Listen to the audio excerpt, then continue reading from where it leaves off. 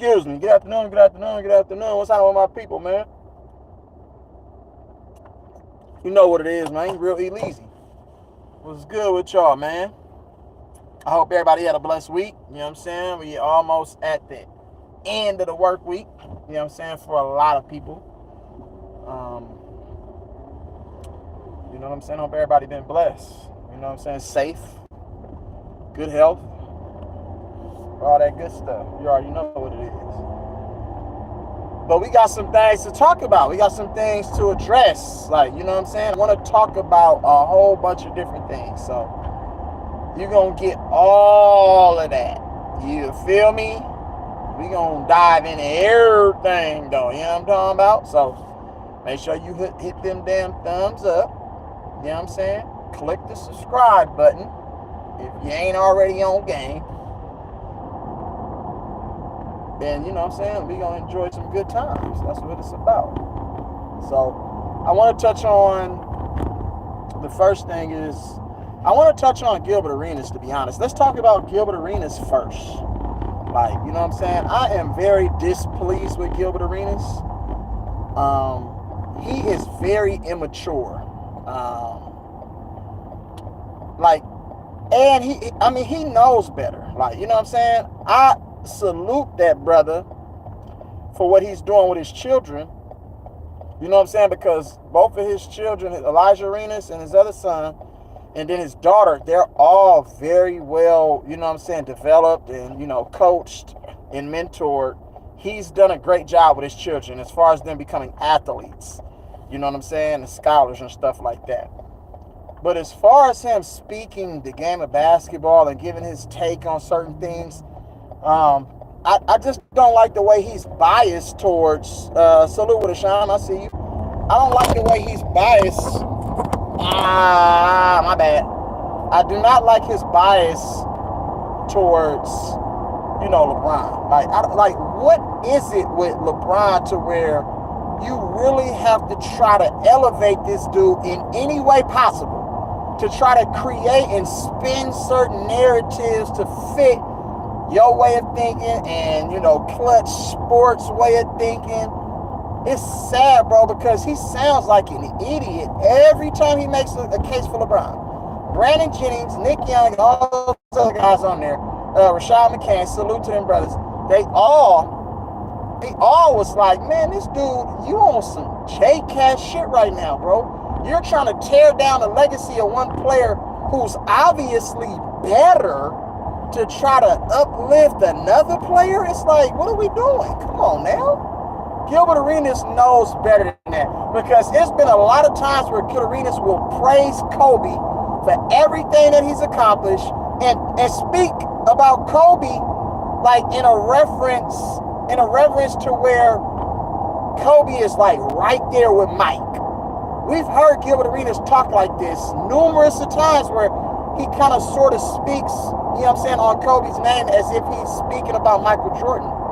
Because that's the ultimate comparison that everybody truly has when it comes to comparing Jordan to anybody that ever played the game. You always have to include Kobe's name because of the style, the work ethic, the mentality, etc. But to try to dumb down what Kobe's accomplished and try to make him seem like he's small peas in a pot to LeBron James, we all know LeBron James, how he pays the media. That's why we say the media. We all know how he pay everybody to talk, you know, give him high praise. You know what I'm saying? But he still cannot compare to what some of these other athletes have done in the way they went about their business. See, that's why we have respect for a lot of these players, because it's not only what you accomplish, how did you accomplish it? You know what I'm saying? If you took a shortcut because you wasn't really built for the grind and the struggle, you know what I'm saying, then it's hard to respect those type of guys. You know what I mean? Now, if you're one of those guys who want everybody to like you and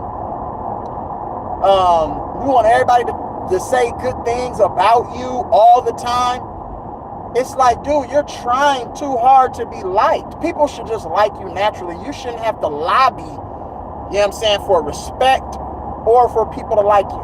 You garner the respect, and the likeness based off of how you approach the game day in and day out. How do you approach the game when there's adverse situations? You know what I'm saying? How do you approach the game when there's pressure for you to be great and you fail? You know what I mean? How do you approach these type of things? Because if you want to play with the best players, that takes the pressure off of you when it's time for winning time and you're passing the ball to all these other great players and they don't deliver, then guess what? You're safe from any scrutiny because at the end of the day, you've obtained your numbers. Statistically, right? You got your numbers. So it don't matter if I take the last shot or not because I got my numbers. So everything that I did up until this point when it's really time to put a stamp on those numbers, it's all nullified. But then I'm exempt from any blame. So now who gets the blame? My teammates, my coaches, my peers, everybody around me gets the blame and I'm okay with that.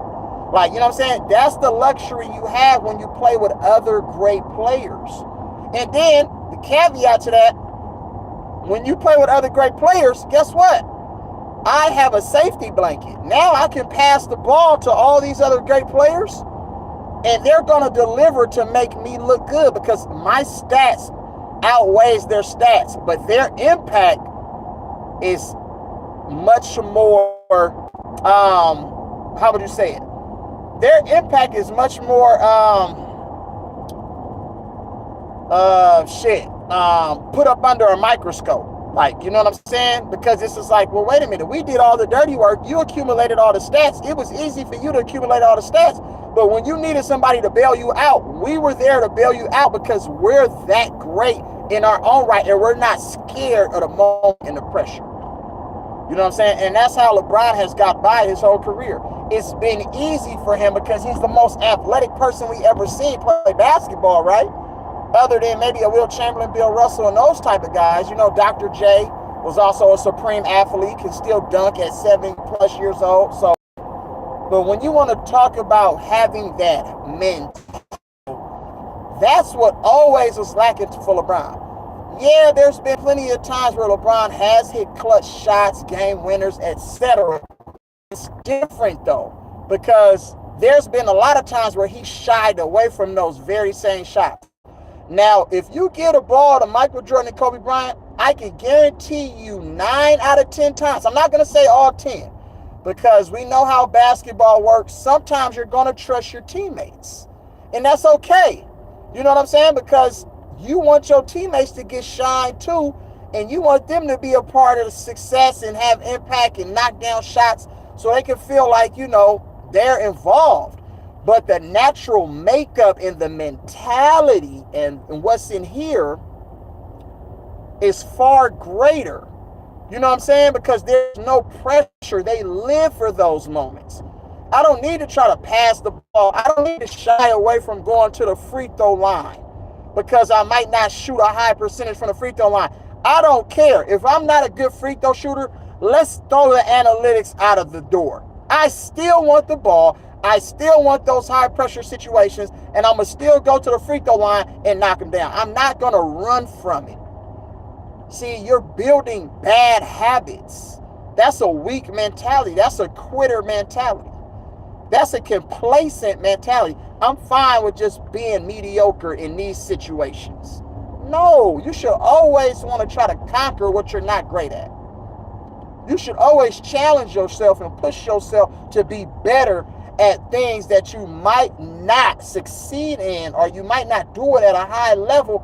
Let me try to improve on those things. Put me in these pressure situations every time. I don't care. I want the ball in these moments. I'm the best player on the team. I will live and die with me taking the last shot no matter what. I'm going to put us in a situation to be successful. I'm not going to try to say, oh, I'm making the right basketball play, because what that does is, you're exempt from any accountability what happens after that. That's what we're trying to do away with. That's what we're trying to get away from. Like, you know what I'm saying? I need all 21, 15, 18 guys on the team to exude supreme confidence. Whether you're playing or you're not, you believe in your abilities, you work and put the work in, you know what I'm saying? So when your number is called, it's like, well, dude is built for this because he prepares for these moments. You know what I'm saying? It's not like, oh, I'm talented, I don't need to prepare for last second situations. You know what I'm saying? I don't need to do that because more times than not, I'm going to just pass it, make the right basketball play and pass it to my teammate, and hopefully he can knock down a shot. That's not the way this thing works when you're a great player. When you're the greatest player, that's not the way you're supposed to approach it. So to bring it all back full circle, Gilbert Arenas is sad, man. And Gilbert Arenas, I respect what you do, and Gil's Arena with Lexi Brown and everybody else over there, Kenya Martin and all your guests that you have on there, and your co-hosts. But at the end of the day, you got to start keeping it 100, bro. Because now I'm starting to question, like, you know what I'm saying? Are you real? Are you standing on real shit, bro? Like your morals, your values, your principles. Like, you feel what I'm saying? If you're just getting up there just saying anything and tearing down people to big up somebody else, I can't respect that. That's just something that I can't respect. You feel what I'm saying? So I just, hopefully everything will come out at the end of the day. Like, you know what I'm saying? And LeBron is going to be exposed for who he truly is. And that's just what it is. Now, to stay on the LeBron James train right now, you know what I'm saying? LeBron James has took a hiatus from the team. He's gone for personal reasons.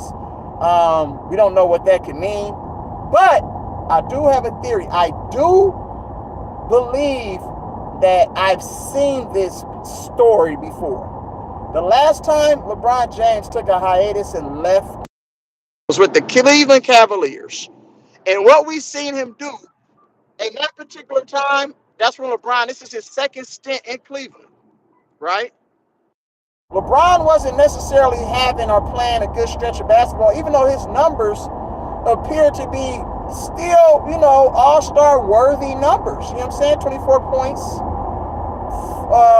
4 rebounds, 6 assists, or whatever, on 48% shooting from the field, right? He left for those 2 weeks. Nobody knew where he was. Nobody knew a reason why he was away from the team. But he came back extra rejuvenated. See, this is when we were looking at LeBron saying, oh, LeBron is slowing down, man. Like, you know what I'm saying? He's not the same explosive, athletic guy. His speed isn't the same. He doesn't play defense the same. You know what I'm saying? Yada, yada, yada. He came back, and them numbers that I just mentioned all improved drastically. And you could see he had an extra jolt of energy. Now, you know what the talk was. LeBalco, you feel me? Then PEDs was kicking because, they're performance-enhancing drugs. And he still hasn't answered those allegations. He still never responded. Him or Clutch never responded to those allegations. That's weird how you can respond and you can talk about politics. You can respond to, what's going on in other countries. You can talk about what's going on, with the Lakers and the coaching situation. You can talk about the referees. You can talk about football. You can talk about all these other things. But you can't address the one thing that everybody keeps coming after you about. Like, right there, I have a lack of respect for you. Like, you know what I'm saying? So we're going to see when LeBron comes back, because the Lakers play pretty good without LeBron. The ball doesn't stick. The ball is moving. It has energy. Everybody else is being able to play their game. They're getting more shot attempts. They're playing more freely without any judgment from being ridiculed or blamed for the lack of success that the team is having. And that's why I say it's better if LeBron is gone and absent from the league, because now we can get back to playing real competitive, hard-nosed basketball. You see what I'm saying? See, right now, we can't play that. You feel me? We can't play that right now.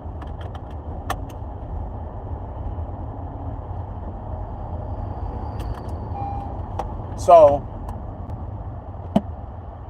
we're looking at it like, okay, the Lakers are playing pretty great. Anthony Davis, he gets more touches, more opportunities. Everything runs through Anthony Davis.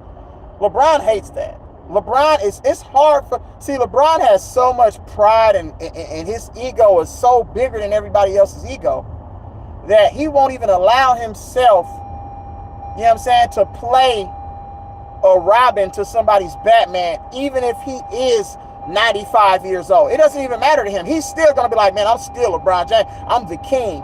See, he wears that crown king. He wears that a little too tight, bro. That crown is stuck on that damn head a little too tight. Or maybe it's on his asshole. Oh, no, well, the crown wouldn't be on his asshole. It'd probably be inside of it. You feel me? So, what you need to understand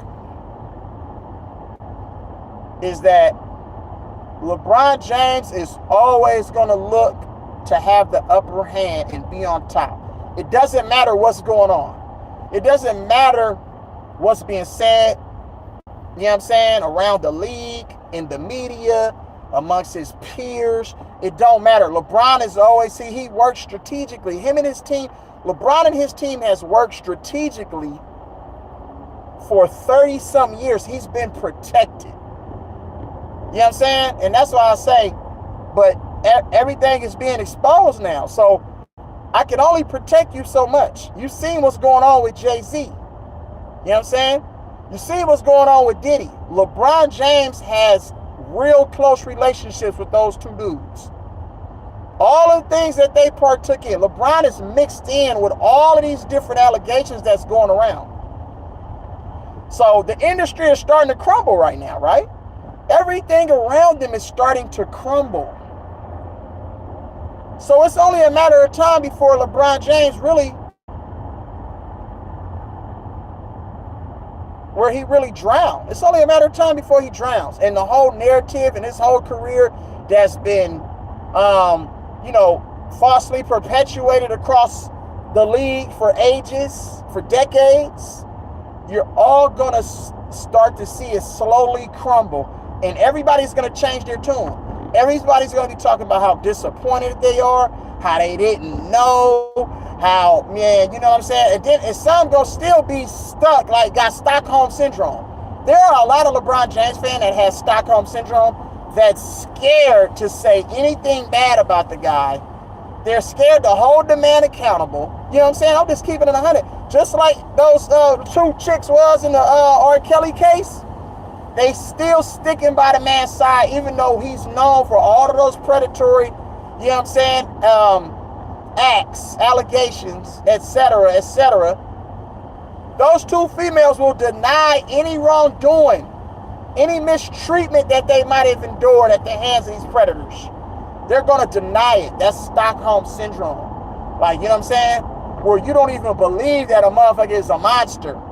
You feel me? You're stuck because you're so captivated and in love emotionally with this individual and admire this individual like no other.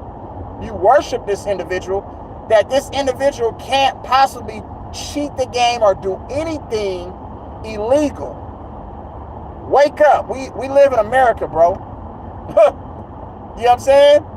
If a motherfucking felon, if a felon can become president, would you put anything past any other body out here? I don't give a fuck if it's Steph Curry, Michael Jordan, motherfucking, the Wizard of Oz. It don't matter.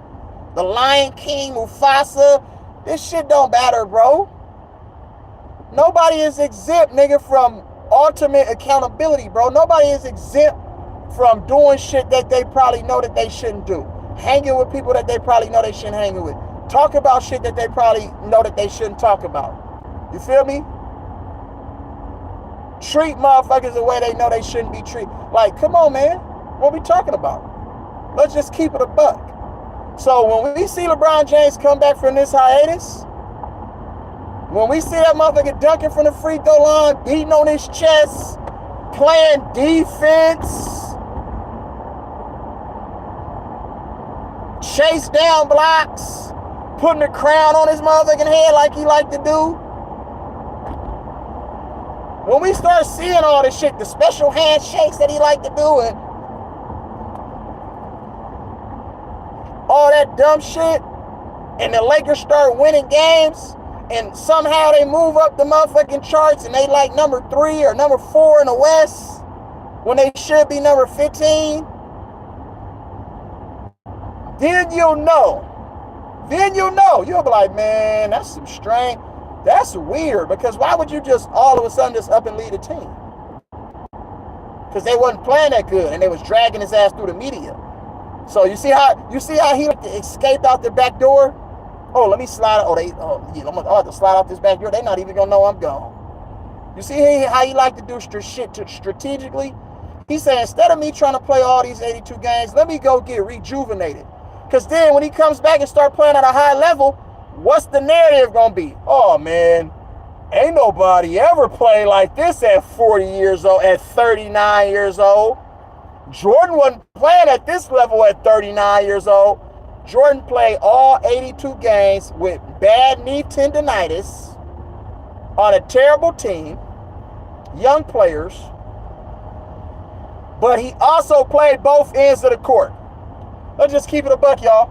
If Jordan had any kind of help, you know what I'm saying? If he had any kind of help like he had in those Chicago days, with some dogs over there that was going to help him. I'm not talking about a young Rip Hamilton, young Jerry Stackhouse. I mean, Jerry Stackhouse was a little bit up in age, or, you know what I'm saying, getting up there. Young Rip Hamilton, young Kwame Brown, Jahidi White, you know what I'm saying, all these other guys. Brendan Haywood, Brendan Haywood wasn't over there yet, I don't think. Maybe Eton Thomas. Just think about it. Can you think if Jordan really has some real ballers over there, we'll be talking about Jordan's Washington years a little bit differently. You know what I'm saying?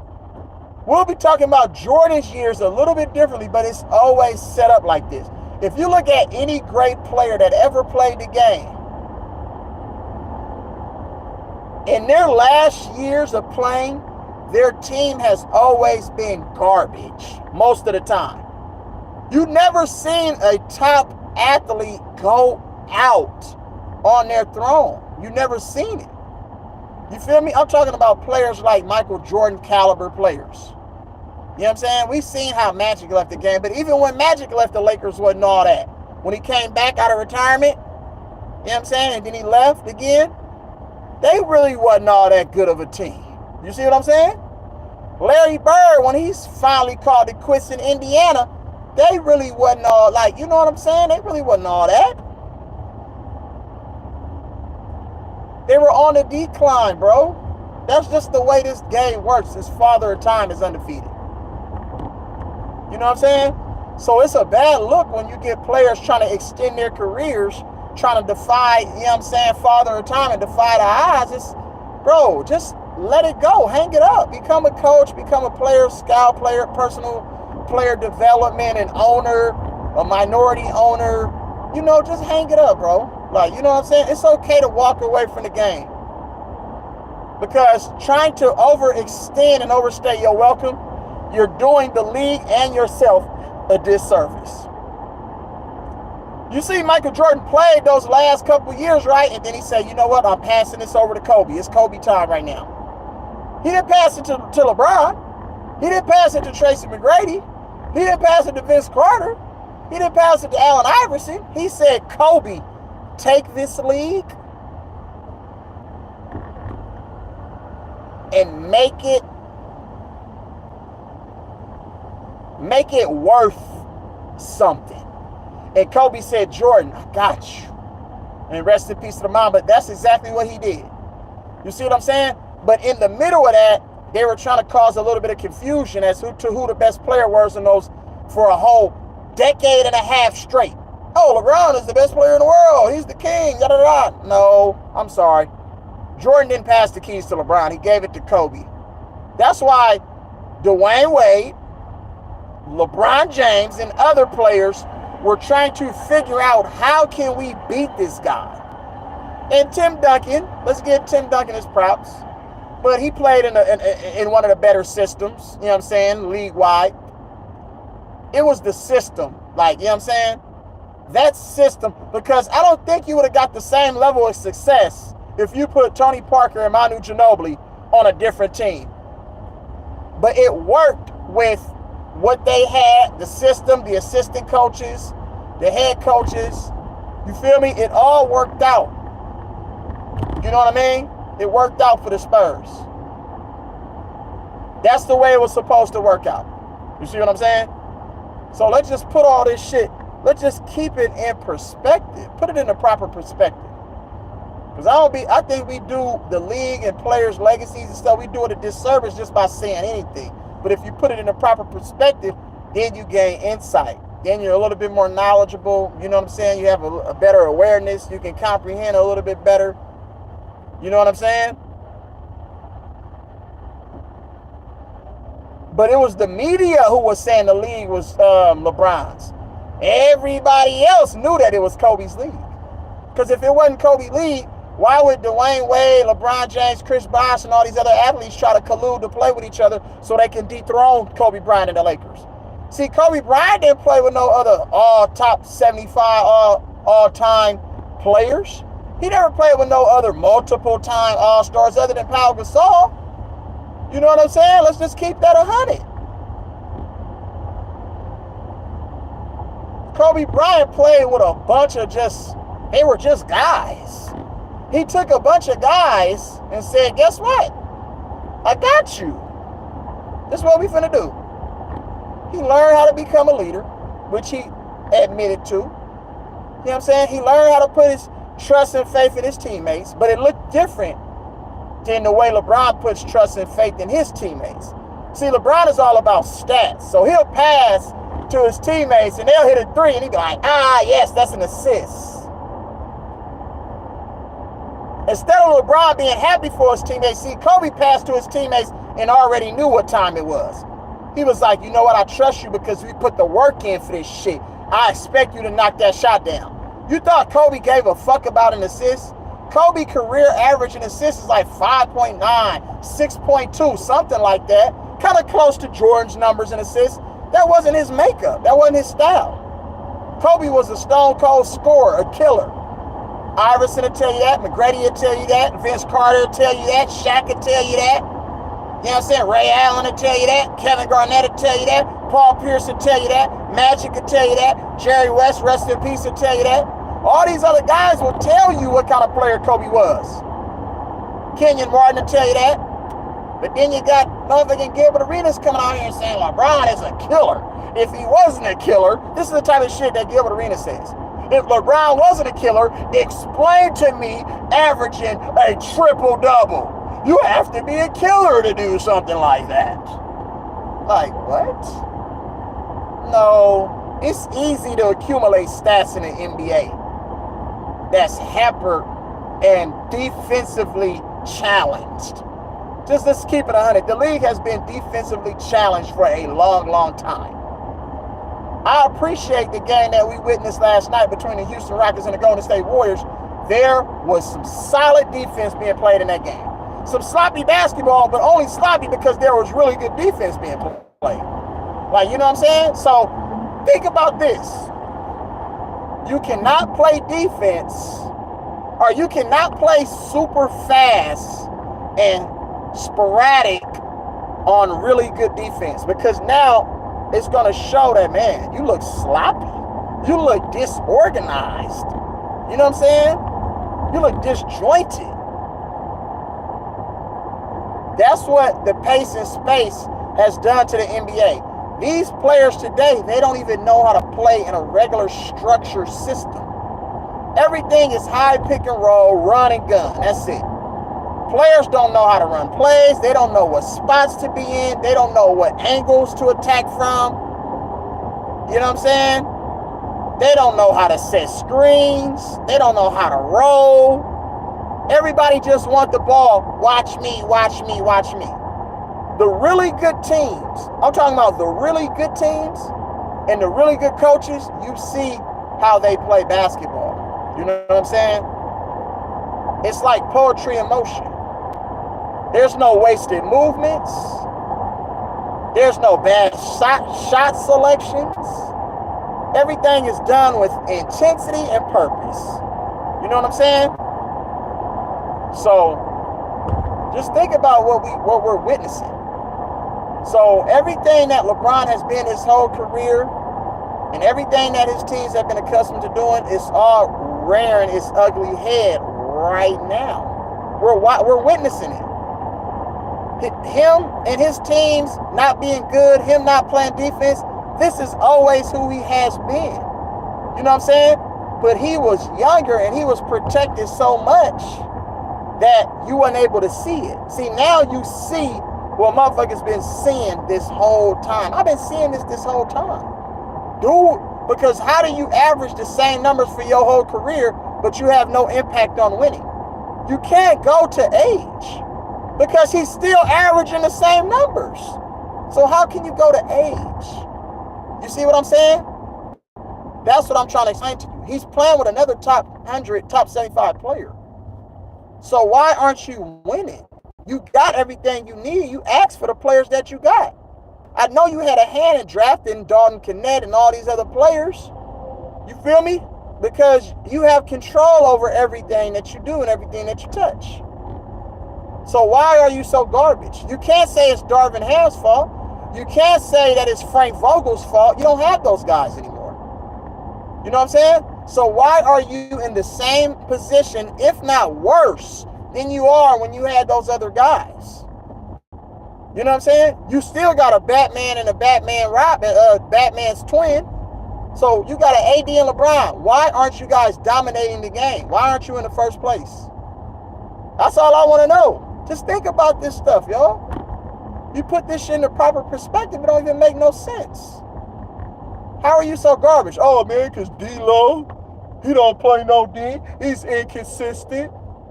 So it's everybody else's fault. But D-Lo just had 28 and 14 assists in your absence. So explain that. Can we explain that? Can anybody explain that to me?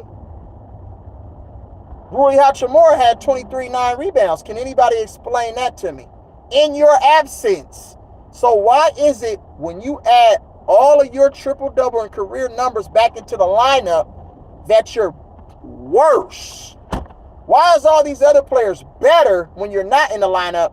And when you're in the lineup, your numbers, you put your numbers in, and all these other players' productivity is just lower. I don't understand it. You know what I'm saying?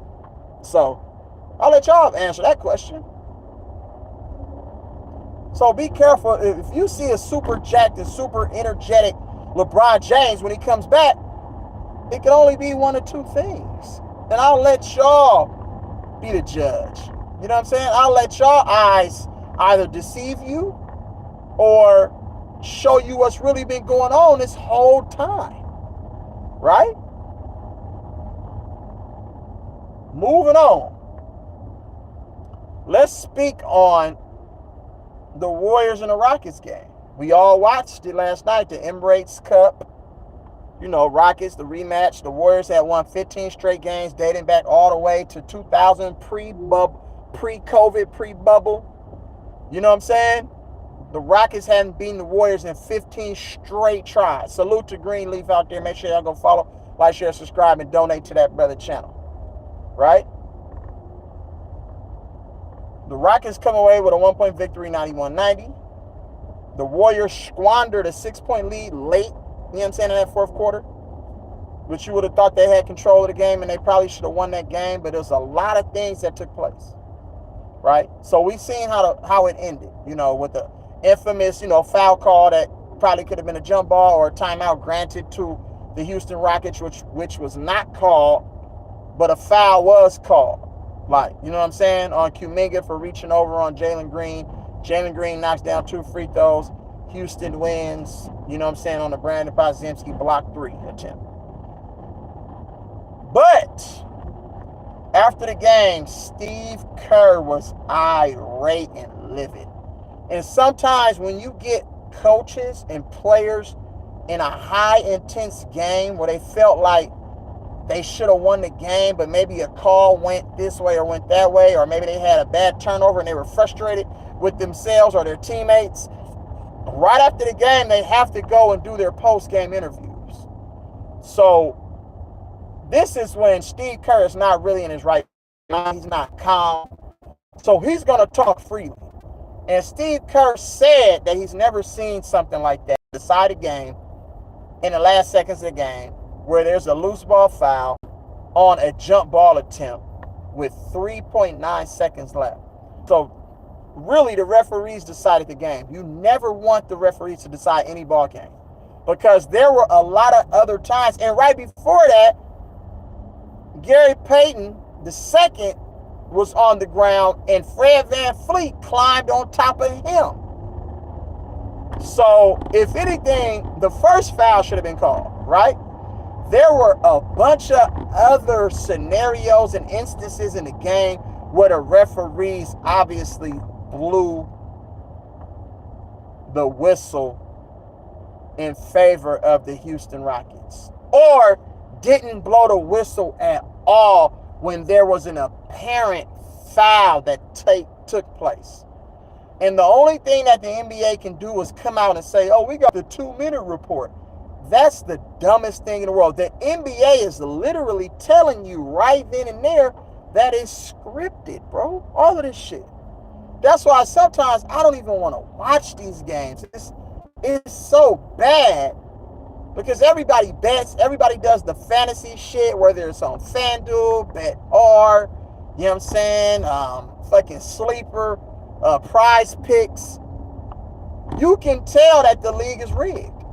If you pick a player who averages a certain amount of points, and then they play a weak team, and then all of a sudden they don't even attempt to get rebounds, they don't attempt to play defense, they don't attempt to score, they don't attempt to pass. And then it's strange, because you're like, okay, if he didn't hit tonight, he for sure gonna hit the next night. And then the next night he comes out and plays a total different basketball game. The energy is different, the aggressiveness is different. And it's just like, wait a minute, why are y'all playing like that? Because the money drives all of this shit. They pay these athletes to play bad on purpose, not give effort night in, night out. You get a different basketball player every other game. Why can't I get consistency from one player? Why can't everybody be consistent? Everybody has the ability to do certain things. Why do you only show it, you know what I'm saying, every couple of nights? Why can't I get the same effort back to back? So the Houston Rockets game, it was missed calls all over the place. Missed call after missed call. But that's okay for the referees, because they have a job to do. They're going to make sure, even when they know they're wrong, they're going to try to justify why they're right in making the call that they made, even though everybody and their mama know that that was a terrible call. Rasheed Wallace and Bonzi Wells exposes it all the time. They've been telling you what was going on with the referees in the league. Tim Donaghy told you what was going on with the referees in the league. You know what I'm saying? So let's just keep it 100. Salute to everybody. I'll see y'all. I'll get to the chats in a minute. So Steve Kerr did two things. He exposed the NBA for being staged, and he exposed himself for not being a smart basketball coach. What are you going to do in the last possession with 3.9 seconds on the clock? What would you need your challenge for at that point? There were plenty other instances where Steve Kerr could have challenged a call, and maybe, guess what? You lost by 1 point. So maybe if you challenge one of those calls earlier in the game, you get an extra possession if it wasn't a foul call. And maybe you score on that possession, whether it's a 2-pointers, a 1 free throw, 2 free throws, 3 free throws, or a 3-pointer. So the game could have probably shifted had you challenged and used that challenge a little earlier in the game. Because at this point, 3.9 seconds, I don't really need my challenge.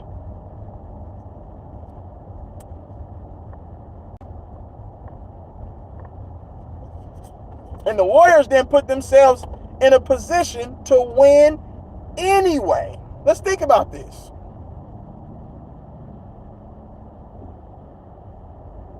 For sure. Appreciate you, Brody. The Warriors didn't put themselves in a position to win. Think about this.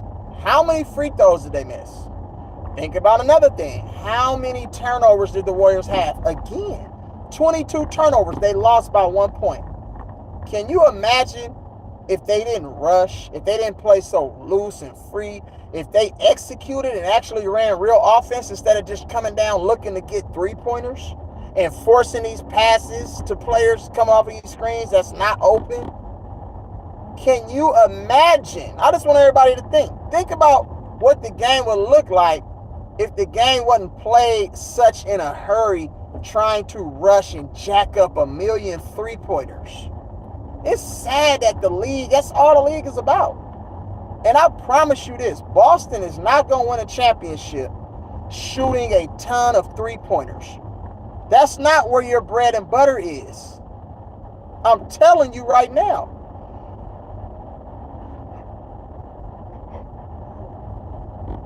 You got to be able to get into that paint.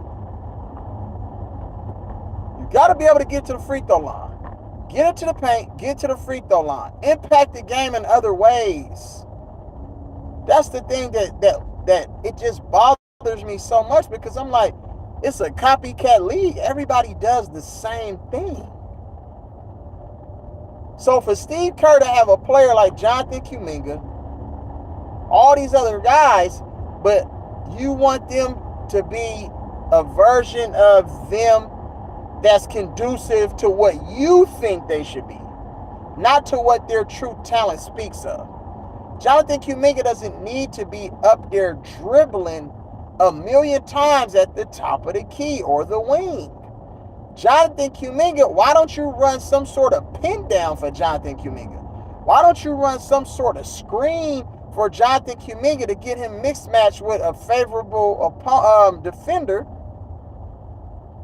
You know what I'm saying? To where he can just use his size, speed, and athleticism. Why does Jonathan Kuminga need to shoot 5 and 6 threes? Yes, he'll make a couple of them, but that's not the highest percentage shot that he can get. He's better at attacking the rim downhill and getting to the mid-range pull-up or fadeaway. We've seen it countless and countless times. So if you're a coach and you know this, why wouldn't you put one of your best players in position to be successful and help the team? See what I'm saying? That's foreign to them, though, because Steve Kerr exposed himself. Why would you play a lineup and put a lineup in the game who can't score and has no creators? I'm going to tell you why. Because, he thinks that you can plug in any player in his style of offense and get the same productivity that you would if you had Steph Curry, Draymond, Klay Thompson, Iguodala, and players like that out on the court. That offense is nothing special. It's nothing that nobody has ever seen before. It's just motion movement. That's it. Motion movement and IQ. That's all it is.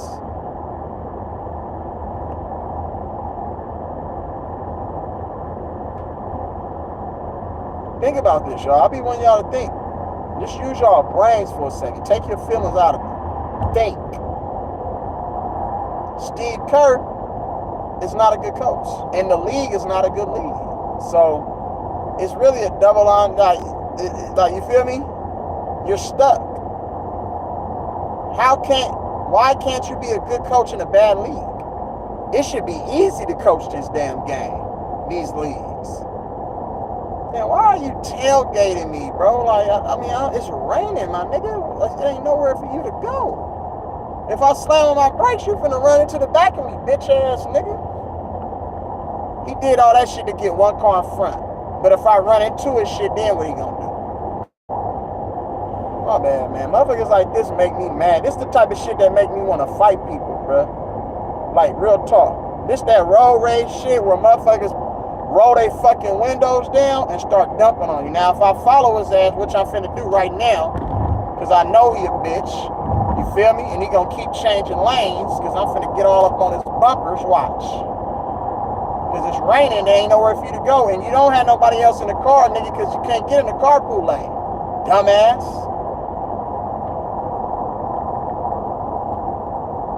These people be dumb, bro. They think they own the road because they don't know what the fuck they be doing.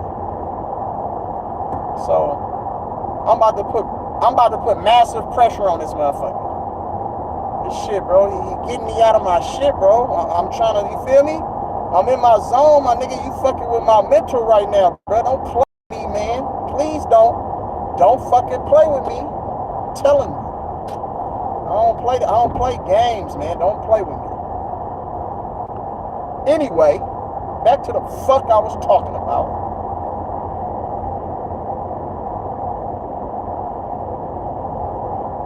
Steve Kerr, I don't know if he understands on how to make players better. I don't understand, like, what's your mission as a head coach? What's the real objective here? You know what I'm saying? Because I can promise you, if Mark Jackson was the coach of the Warriors would probably be undefeated or close to it right now. I can guarantee you we wouldn't be beating ourselves. I can guarantee you we wouldn't be beating ourselves. So we need to start having an understanding on what real coaching looks like.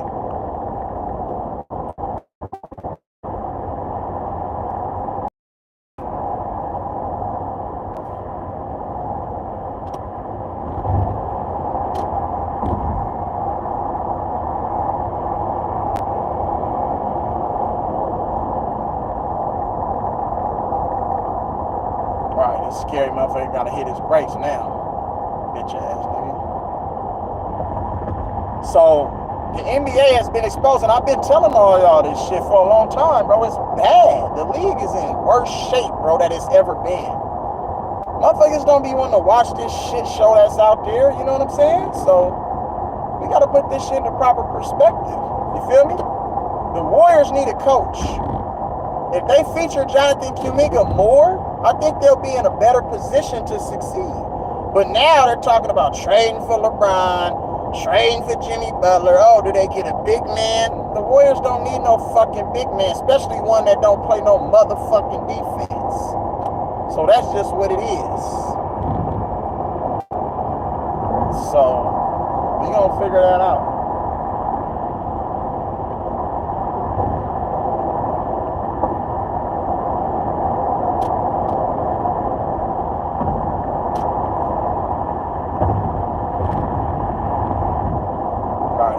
Dodging traffic now, look at him. His ass trying to hurry up and get away from me. I'm on that ass, nigga. Yeah. You think that yeah, it's okay. We got a truck in front of me, but watch what I'm finna do, nigga. Yeah, I'm finna get on his ass. He gonna be hella mad. He nervous. I can tell he nervous, and I know he looking for me. I'm on his ass, though. Don't even trip. I'm on his ass. Cause, nigga, you don't do no bitch shit like that, bro. Like, you feel me? Look, yeah, I'm on his ass. Watch this. That nigga nervous. You better get back in front of somebody else, bro. Cause I'm on your ass.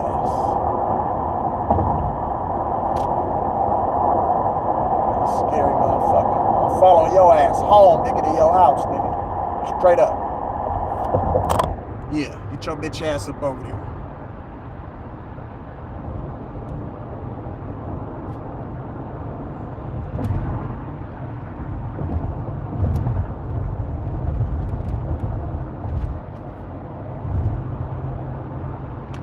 I know, look at him, scary. Nigga hella scary.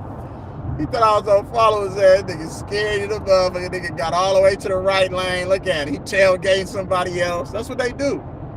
These niggas are straight bitches up out here, man. In real life, nigga. Get your whole ass up over there, man. In real life, though. Nigga, fuck you talking about?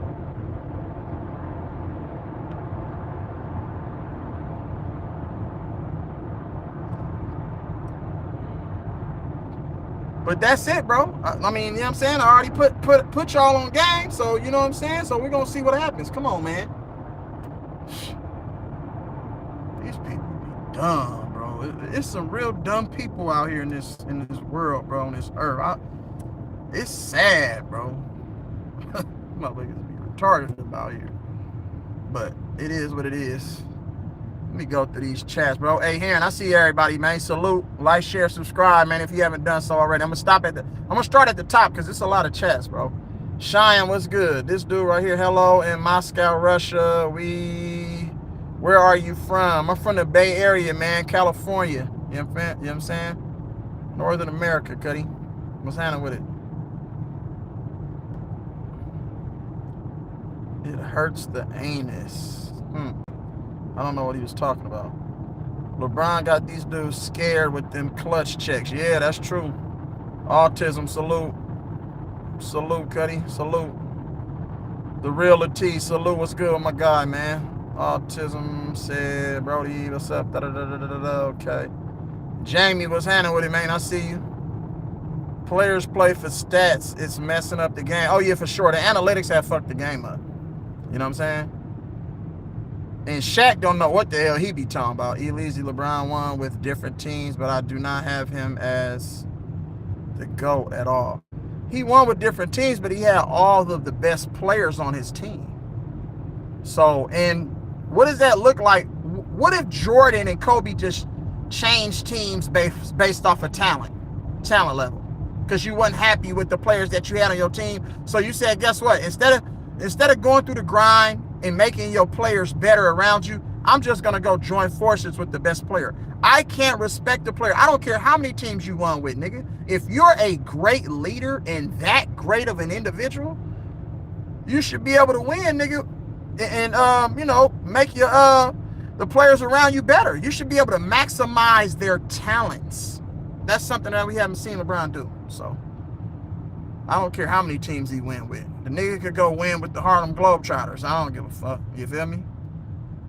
He can go win with the Shanghai Knights. That shit it's not really doing anything for me. So I'm not going to view him any differently. Rejuice. Yep, you got it. Hey, Heron, salute. The refs and the media equals still 6 finals losses. Yep, that's facts. He's just not that guy. He proved it to you. He proved it to you that he wasn't that guy. So there you go. Oh, head, salute. My guy, T Prizzle, man. You know what it is. T Prizzle, bro, it's been bad time, and I haven't been able to get into your streams, bro, because I've been tied up doing different things. And my son got games, and either work or at home with the fam, like, you know what I'm saying? So it's been kind of busy for me, but I do apologize to you, brother. I know, you know what I'm saying? I'm going to try to, you know what I'm saying, pop my head in just to say what's happening with it. So salute, man. Make sure y'all go fuck with T Prizzle over there. LeBron probably gave them juice to them referees too. And gave the juice to the referees too. Yeah, you already know, cuz. And Larry Bird coached the Pacers. Yeah, he coached the Pacers. But Larry Bird also played for the Pacers. So Larry Bird played for the Pacers, if I'm not mistaken, you guys, because he's from Indiana, so he played for the Pacers too. And he coached them. But is that right? Didn't Larry Bird, did Larry Bird play for I think Larry Bird played for the Pacers, if I'm not mistaken. I know I'm not tripping. I know he coached them for sure, but. All right, 5-time NBA champion Tim Duncan had Tony Parker and Manu Ginobili. Yes, he did. Yes, he did. Yes, yes. These are facts. Yes, yes. Wow, salute with it, man. What's happening with you, Cuddy? I got a question. Sham saying Golden State interested in Bron, and it's a strong one before trade deadline, as the Lakers are also terrible, no roster upgrade. But why would Warriors give up Kuminga and Pi? I don't really care for Podziemski too much because I think he feels like he's better than what he really is. You know what I'm saying? Because they gave him a lot of confidence with that second team All-NBA rookie. But his game, he hasn't really gotten better. I think he's regressed since last year. You know what I'm saying? Because, you know, that sophomore slump is real. That second year, man, when you be getting these accolades and you're praised for certain things, like, you know what I'm saying? If you're not that one, then it's just going to take time. And Brandon Podziemski, he's a pretty smart basketball player, high IQ player. So he'll only grow as the league gets as his years mature. But it just depends on what type of player that he wants to be. If he feels like he's going to be an all-star caliber player, that's probably not going to happen. So he's just going to have to be a really good role player on the team. You know what I'm saying? So we'll see what happens with that. But I would not give up Kuminga. If I'm the Warriors, and this is me speaking, I would not trade Kuminga. I wouldn't personally. First off, he's been healthy all of the years he's played in the NBA. For the most part, he's been healthy. Supreme athleticism, raw talent, and capable of doing a lot of different things on the court, capable of guarding multiple positions on the court. You know what I'm saying? You have a young stud in Kuminga. And we've seen that he's capable of going to get you 30. You know what I'm saying? So why don't you injury-prone player who's only going to give you maybe one and a half more, maybe non-productive years? Like what are you buying into? The fact that he's older and smarter and he doesn't need to be coached? See, Steve Kerr loves those guys that does not need to be guided or coached. You see what I'm saying? Do you see what happens when Steve Kerr has to really put his coaching hat on? The Warriors aren't good when he has to put his coaching hat on, because he cannot coach at a high level, because he has no understanding and IQ. You get what I'm saying? So we have to pay attention to these things. Pay attention to these things. Like, you know what I mean? So that's that. But I would not. And if Steph Curry, I don't understand why he would want to hurt his legacy. You already played with LeBron in the Olympics. You played with LeBron in the All-Star game, or whatever the case may be, you played with the guy.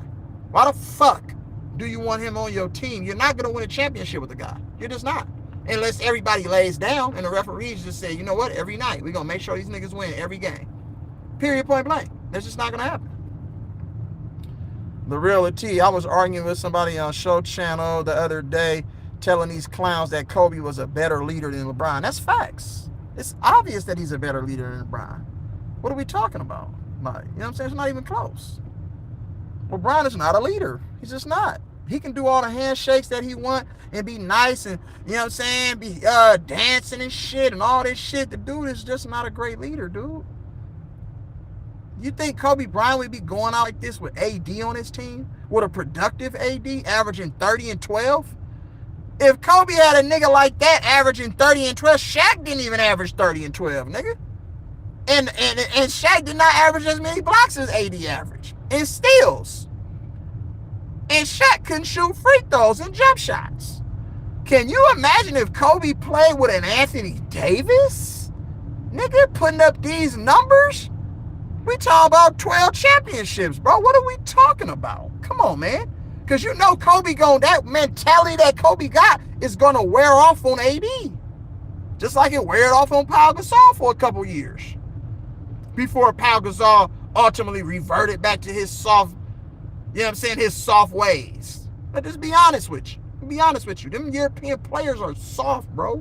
They don't have the same level of, because they're not battle tested. Yeah, they come from poverty-stricken, you know what I'm saying, communities back in their hometown countries. But at the end of the day, it's nothing like going through the hoods and urban areas over here, man. You know what I'm saying? A lot of them motherfuckers be protected. You think them motherfuckers over there getting in fights and shit? No, bro. These motherfuckers don't know what it takes. Why do you think a lot of these European players today don't play no fucking defense? They're just not built like how we're built. They're just not. Period. They soft, bro. Super soft.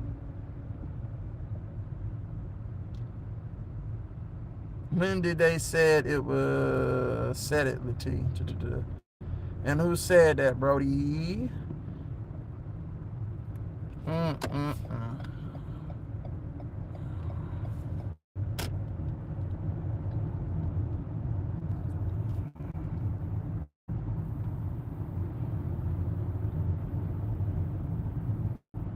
The T said, hey, you think this year or next year he'll retire? Shit. You talking about LeBron? I think, bro, with as much static and as much motherfucking pressure that the people outside the media is putting on LeBron, and some people in the media are starting to put on the pressure too, I think maybe he got one more year left, bro. And I say he start getting injury prone, because you ain't gonna be able to be on these PEDs for your whole life, bro. You gonna slow. Your game is really gonna catch up with you. It's starting to catch up with him right now. Like, you know what I'm saying? Unless he's playing one of the weaker teams in the NBA who let you score because they just out here tanking and they ain't even trying to play hard.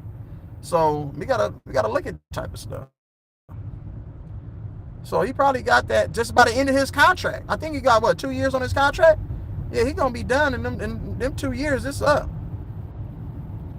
Players can't even grab wide open offensive rebounds. Yeah, that's real. That's real. Agreed. Rasheed Wallace played in Detroit from 2004 to 2009. Yes, he did. By the way, great stream. Appreciate you. Cottage. Appreciate it. 3 straight shot clock violations. 3. Hey, Shyam, let's talk about it. How are you a good coach if you allow your team to have 3 straight shot clock violations? You know why they had 3 straight shot clock violations? One is because of Ime Udoka and how well prepared he had his team to play defense and attention to detail. And 2, Steve Kerr's style of offense is outdated now. The whole league has caught up with it. They know exactly what they're going to run. So why not just simplify the game? Less is more. You don't need 100 different passes because they're trying to get a wide open look from 3 and they're taking that shit away from them. And the word, they only had one player that could go get their own shot in the mid-range, and that's Jonathan Kuminga. And sometimes Andrew Wiggins, but Andrew Wiggins didn't play last night. So just get a ball to Kuminga in the post and just let him turn around and use his elevation and his athleticism and go get a bucket. What's so hard about that? Why do I need to look for wide open threes on every play? We had 3 straight shot clock violations. I've never seen anything like that in the NBA. That right there was a testament to how bad Steve Kerr is as a coach. Period, point blank. And that's just what it is. 100% appreciate the friend. Yes, sir. Bernard Kemp. Wow. Most of today's NBA coach ain't even real coaches. That's true. That's big facts, bro. Hey, 100% agree here, bro. But yes, sir. Cam Johnson, yep. Hey, Heron, Cam Johnson, I think he'll help us for sure. Cam Johnson will help us. Yes, sir. I like Cam Johnson. You feel me? I think Cam Johnson went to UCLA, if I'm not mistaken. I think Cam Johnson went to UCLA. Can somebody fact check that? Or North Carolina, one of the two. Either North Carolina or UCLA, one of the two. It's a disgrace that our bigs play softer on defense than Draymond. Draymond had to guard Sengun all game in the interior. That's facts. And guess what? That move where Sengun ran to Smitty, why did he have Kevon Looney guarding Sengun? Kevon Looney don't stand a chance against somebody like the Joker or Sengun. Because their agility, their ability to use those little shimmies and those little head fakes and shoulder fakes and their touch around the rim and the ability to use their body. Draymond Green did the best job on Sengun, made it real hard on Sengun. You know what I'm saying? Even though Sengun was giving Draymond buckets here and there too, he was making some really tough shots. But why was Draymond not on Sengun in that situation? That's bad coaching. Period. I'm telling Sengun and Looney to switch. Let Looney guard motherfucking Dylan Brooks or Jabari motherfucking Smith Jr. Come on, man. Gotta have an IQ for the game. Hello, we. You think B-Pies getting traded? It's a possibility that they can package up B-Pies, but it just depends on what other teams are looking for. If they just looking to get rid of players like a Brandon Ingram or a Jimmy Butler, I'll gladly take those players. I don't have a problem with taking those players because the Warriors have one of the best training staffs in the NBA. And that's a fact. Like, you know what I'm saying? We get our players really, really well prepared physically, emotionally, mentally to play basketball. Like, you know what I'm saying? So, and that's just what it is. It's unfortunate what happened to DeAnthony Melton. You know what I'm saying? Even though he played, when he tore his ACL, he played the rest of that game. And then he played the next game. And he tore his ACL against Dallas, I think, in that game. I remember that. And he continued to play. So it's not like, you know what I'm saying, where you can't play on a torn meniscus or ACL. Because Klay Thompson damn near played in the finals on a torn ACL, but they said we're not going to risk your future. You got a couple more contracts that you can get. You know what I'm saying? We got more years that we can get out of it. We don't want to do further damage to your knee. So, I mean, I understand it because it's a business. Like, you know what I'm saying? Motherfuckers like me, I'm like, man, I'm playing on this shit. Fuck it. Let the adrenaline take me through. You feel me? So, we'll see. They coming after LeBron for being Diddy. That's why he's sitting out. For being at fucking with Diddy and Jay-Z and them. Is that why they coming after him? It's legal. Them steroids is finna get there too. Them steroids that's a huge allegation, bro. That means you cheated the game, bro. So that means stats and awards and all this shit, that shit need to be rescinded. But that'll hurt the integrity of the game, and the NBA ain't ready for that. See, that's a bombshell because the NBA just got brand new contracts and viewer, you know what I'm saying? So we gotta be careful with that. But still, the NBA is in deep, deep hot water behind this LeBron. If I'm the NBA, you got to get away from LeBron and get up off a dude. That's the only way the NBA can be respectable again, if you get up off LeBron. I'm just keeping it 100. B-Paz need to go to the G League to find his game. Yeah, he just needs to build his confidence up. You know what I'm saying? It's tough when the coaches instill all that confidence. That's too much expectation for B-Paz. See, B-Paz is thinking that he got to match Steph Curry and be like a Jordan Poole, like how Jordan Poole was to Steph Curry in those championship years. You're not Jordan Poole. It's not even close. You don't have anything that resembles Jordan Poole's game.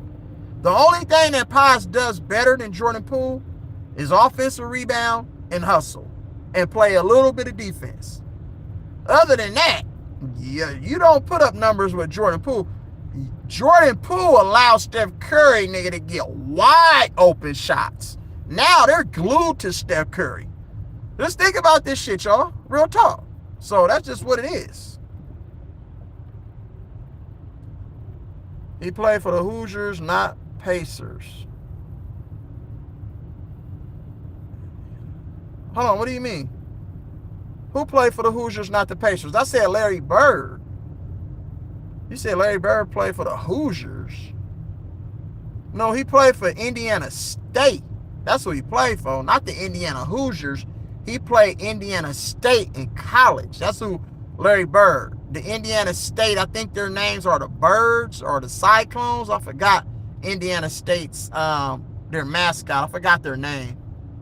But he played for Indiana State. But I thought he played for the Indiana Pacers. I know he coached the Indiana Pacers, but I thought he played for the Indiana Pacers too. And Trace Jackson Davis is trash. This is all clutch sports, manipulative tactics. LeBron know damn well he ain't going to Golden State. We see through that. Well, yeah. They trying to, because you know what it is? They're trying to diminish the career of, you know what they're trying to do? They're trying to diminish the career of Steph Curry. Because then all they're going to do is say, oh, Steph Curry want to go get Kevin Durant. Now you want to go get LeBron. You want to get all these players. Like, you know what I'm saying? That's how they try to do it. But you forgot Steph Curry beat LeBron James without motherfucking another top all-star. Another top player. You know what I'm saying? And he didn't even get the MVP. They gave it to somebody on the bench. So I don't even want to hear it. So, you know what I'm saying? Let's just think about the politics in that. Steph Curry is really better than LeBron James. All time. Let's just keep it 100. He's higher on the list all time. I don't care about the MVPs. Steph Curry got 2 back-to-back MVPs. And one of them was unanimous. The first ever unanimous MVP. LeBron never did that. So I don't even want to hear it. Stop it. Okay? Done. Get out of here with that. Oaktown, what's good, my guy, man? Salute. North Carolina, Cam Johnson went to North Carolina. Thank you, A. Heron. Appreciate it. Sengun be traveling. Sengun does travel, but everybody in the NBA travels. The Joker travels a lot. Luka. All these guys travel. Giannis travels a lot. But they don't call it. You know what I'm saying? Because it's all about scoring. They want to make certain players look better.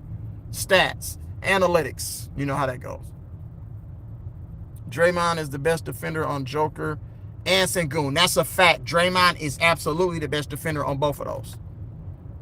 He gave Joker hell in the playoffs back in 2016. He gave Joker fucking hell in the playoffs, and Joker was tired as hell. They had to take the Joker out of that damn game because the physicality that Draymond was playing and the attention to detail that Draymond had. I do agree with that. Even got him ejected again, too, with that bye-bye. Yes, sir. What if Diddy helped LeBron get PEDs like how Diddy got all them baby oil. Hey, yeah, man, you ain't shit, motherfucker. That's some cold gangster right there. Hey, what if he did, though? It could be true. I'm just saying. That could be damn true. You got to pay attention to stuff, man. You never know. We never know. That could be damn true. So we'll see what happens with that. Yeah, Reg Dog, salute. Long time, Cuddy. What's good, my guy, Brody? I see you. Reg Dizzle. What's good, bro? It's been a long time. I appreciate you, bro. I hope everything good with you and the family, bro. Plus, when LeBron was on the Heat, he was probably hanging out with Diddy at Diddy's house. That's facts. You know he was. He said ain't no party like a Diddy party. Nigga, you don't even remember. Them baby oils had drugs in them, nigga, to make y'all niggas not remember shit. So if a motherfucker was at Diddy's house, he don't remember the activities he partook in. I can tell you that right now. Yeah, they got selective memory, nigga. The only part you remember is before that baby oil touched your skin. Yeah, we was dancing, drinking, and you know what I'm saying, eating and shit and having a conversation, a good time. And then, nigga, them niggas offered me some baby oil on the rocks, and then after that, nigga, I don't know what happened. Them niggas don't have no recollection, nigga, to what happened after that baby oil touched that damn skin. I'm telling you that right now.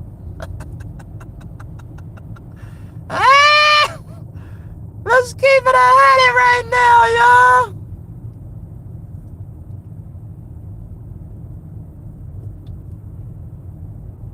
LeBron and AD lying down on the floor with them diddler. Oh, man, the diddler oils is wild. The diddler oils is wild, Cuddy. I'm just saying, though, bruh. That's crazy. Yeah, them diddler oils, nigga. That shit cray. That shit cray. Ain't it, Jay? What she order? Fish fillet. Yo, we're so cold. Yo, so cray. Act like you never been. Oh, shit. This man is crazy. Why during warm-up LeBron wears a do-rag? Why does he wear a do-rag during warm-up like he got waves? It's like, nigga, you don't see that big-ass bald spot on the top of your motherfucking noggin, nigga? What is wave? I'm just trying to figure out what's waving. The nigga weird, bro. I'm telling you. The nigga is weird. It's probably motherfucking... that nigga probably used PED wave grease. That nigga probably got motherfucking Balco sporting waves, nigga. He put in his head and then put his wave cap on and transfer all through that nigga body. You know what I'm saying? Oh, shit. LeBron is the Villajack's Ben 10 of the NBA. He be stealing everything, just like how be stealing them aliens from the... Oh, my goodness, man. Hey, that's facts. These niggas be straight. I told you they be creative players, bro. All the way true. You feel me? But motherfuckers need to keep it 100, bro. We need to have a real understanding on what we witnessing. These games, nigga, they fucked off, bro. I'm telling you. You know what I'm saying? Cheyenne, we gonna see if our Niners can get back on track, man. You see the patch. You see the Niners opponents. You know what I'm saying? So we gonna have to try to get this shit together, man. Hopefully we can make a run at it, you know what I'm saying, and put ourselves back in contention, at least for the AFC West. Because the AFC West title is still on the line. Shit. If motherfucking Seattle lose their last 2 games and we went out, shit, we get first place. But we're gonna have to at least be a half a game ahead, because we don't hold no tiebreakers with none of these teams in the AFC West. We're at the bottom of the AFC West. We've lost to the Cardinals. We've lost to the Rams. We've lost to Seattle. We've lost to every damn body. So that's going to be you know what I'm saying? We play Bill Sunday, who, Detroit? Yeah, the Detroit Lions are fine. I'm not even worried about Detroit Lions. The Detroit Lions are fine. You know what I'm saying? So I I really want the Detroit Lions to win the Super Bowl because Jared Goff. What it is, yo. You know what I mean? So we gonna find out, man. Salute to the Rockets, and then let's talk about the Atlanta Hawks in the Knicks game. I was watching that game and I said the Knicks were in control of that game, and then all of a sudden they forgot how to play basketball, and they couldn't remember how to play. How you go from playing basketball at a high level and then forgetting how to play? That makes no sense to me. It's just like they was doing dumb shit, not giving no effort on defense, and the wheels just fell all the way off of the Knicks. And that's what the problem I have with the NBA. The betting and the money and the contracts is fucking up the integrity of the game. Period. He owns the Knicks, and it's crazy because Trae Young don't play like that against no other team. He was doing a little dice and the whole shit. They better without DeJounte Murray. I do agree, but I think that they're better with DeJounte Murray, but without Trae Young. DeJounte Murray and Trae Young cannot play together because both of them are primary ball handlers. They're not off guards. See, Steph Curry can play off of the ball. That's why he can play with a real point guard. Can you imagine if LaMelo played with Steph Curry or any other point guard in the league that's a pass first but can also score? You know what I'm saying? Trae Young isn't a person that's going to run off of down screens and run around all day and try to get open. He's not that type of player. He needs the ball in his hand to be effective, and impact the basketball game. Yeah. But salute to all my people, man. I hope everybody had a good time. I hope y'all enjoyed this stream. I appreciate all y'all, man. You know what I'm saying? It's good to see y'all and hear from y'all and engage with everybody. So, you already know what it is, bro. You know what it is. It's love, live life, smile, cry, and laugh, bro. Salute to all my people out there. Yeah, those would be two heated rivalries for sure, Cheyenne. For real. So salute to all my people, man. Y'all have a blessed evening. Enjoy the games tonight, you know what I'm saying? Take care of yourself, man. You know what I'm saying? Love, live life, smile, cry, laugh, man. I'm gone. Until next time, you know what it is. Like, share, subscribe. Let's get it.